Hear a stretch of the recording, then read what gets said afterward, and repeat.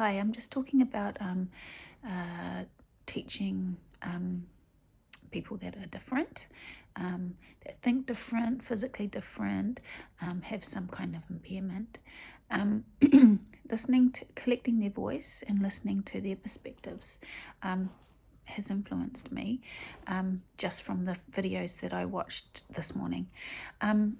As I wrote notes through watching the videos, I highlighted certain words, and I will put this into my slideshow so you can see it better. But the ones that are highlighted are ones that they talked about a lot in their video.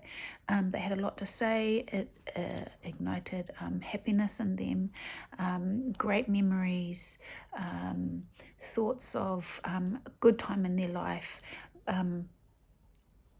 but also talking about some of these things made them really sad when they remembered some really sad things that had happened to them. I guess when we're thinking of collecting voices, we have to know that they all come from different contexts. These voices, they're not just all the same people. They're all different. They come from different contexts. They've had different experiences. They have different views and thoughts. They have different ways of communicating. So with that in mind, I first watched the video by Peter Rees, and he started off, he was really good. He sort of set the scene for the rest of the videos, because most of them were very similar in a lot of ways.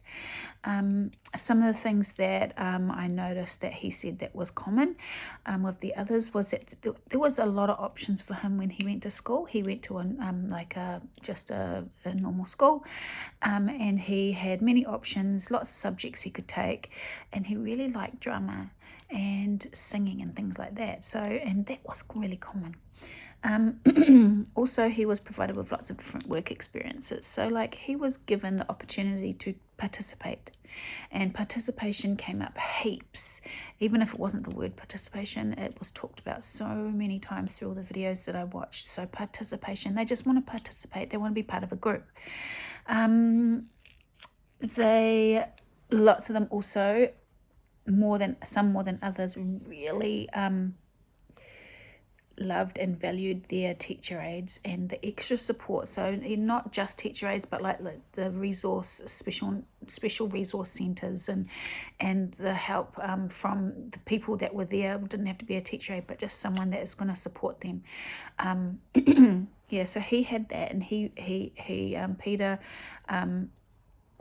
really felt like the teacher aide support helped him through high school. Just to be recognised. Lots of them talked about getting certificates and how it was like the best day of their life, or how they felt on that day. So just the recognition that they had achieved something, which is, I guess we take for granted often. The quality of the teacher was talked about a lot. So he just talked about a good teacher being knowing what expectations that the student has on themselves, and knowing what limitations. He didn't use the word limitations, but he talked about the teacher knowing the student, and what their disability was, and what barriers they have, and challenges to learning. So if the teacher knows that, then they can help overcome those barriers, remove those barriers, give them tools to overcome them themselves. And also he talked about his goals, and his goals were so cool. He just wanted the same sort of goals as every other sort of, early 20s, or what was he might have been in his late teens. He just wanted the same goals as another male from New Zealand. He wanted to fall in love, he wanted to have kids, he wanted to buy a nice house, a nice car, and he wanted a job, and he wanted the future of his children to be as awesome as it could be. So, and he wanted to provide that. And so, isn't that what we all want? So that's pretty cool. I next listened to Kyla McBride, and she was really cute. And she talked also about having many options, subjects, and work experience opportunities. She talked a little bit about, that was a bit different, was making choices. So she had lots of choice at the school that she went to, and she could pick and choose what she liked. She loved singing, so that was really cool. She really loved singing. And she could choose to do that, and she rocked it. She got a 60% in assignments, so she was so proud of herself and recognized for her hard work. She talked a lot about respect, how she just wanted to be listened to and respected if she was in a class answering a question.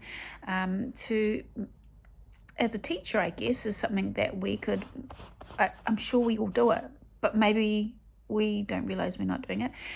We give them a safe environment and the time to answer our questions, just like any other child in the class, and make sure that the class has respect while the child is speaking and giving their answer, even if they're slow at giving the answer, even if it's not the same sort of like answer that the other kids would give. So just listen and respect the space, respect them as a thoughtful, cognitively effective human being, things like that. A quote from that video was, "No matter how different you are, you gotta be treated with respect no matter what." So that was quite cool. And I know we're talking about inclusion, but that obviously that word came up a lot, and she was included in kapahaka, and she loved just being in a group doing what everyone else was doing, just being part of something. She got lots of life skills as well, so that's a little bit about what I said, many options and subjects, and it was cooking and gardening and things like that, so that was really cool. Then we had Catherine Christie, and she was hard of hearing, and she had quite a different experience. She had quite a different experience her schooling years. She says she's remembered just a couple of teacher aides that were good, but she pretty much, once she left primary school or intermediate, she had no support, and she said if she had had that support, she would have done well. She remembers one teacher that believed in her a little bit, but she had no support. She didn't end up ever going. If she ever did go, it was because of her friends. She is now, though, in a learning environment where she is thriving and being successful, and I think getting her nursing degree and things like that. So yeah, unfortunately, it was probably part of her personality. She did say she was extremely shy and extremely embarrassed to wear her devices and her technology. So, I mean, she didn't have the access to the knowledge that the teacher was delivering. And just having access to a space where you can ask for help and someone's going to give you the time of day. At the moment, the thing that makes a difference is the tutors where she's learning now care, and they seem really genuine. I mean, that makes the biggest of differences, so that's cool. And a quote from her was, "Because everyone thought I was dumb, I thought I was dumb, but I'm not." Okay, so everyone else thought, because she probably sounded different, she didn't participate, thought she was just not intelligent. And of course, if everyone else was thinking that, then she was probably thinking the same way, which is bad self-perception, bad self-esteem, low self-confidence. It's it's not a good and easy place to learn when you're in that kind of place. So she talked about her friends again. There was Jess Agar, and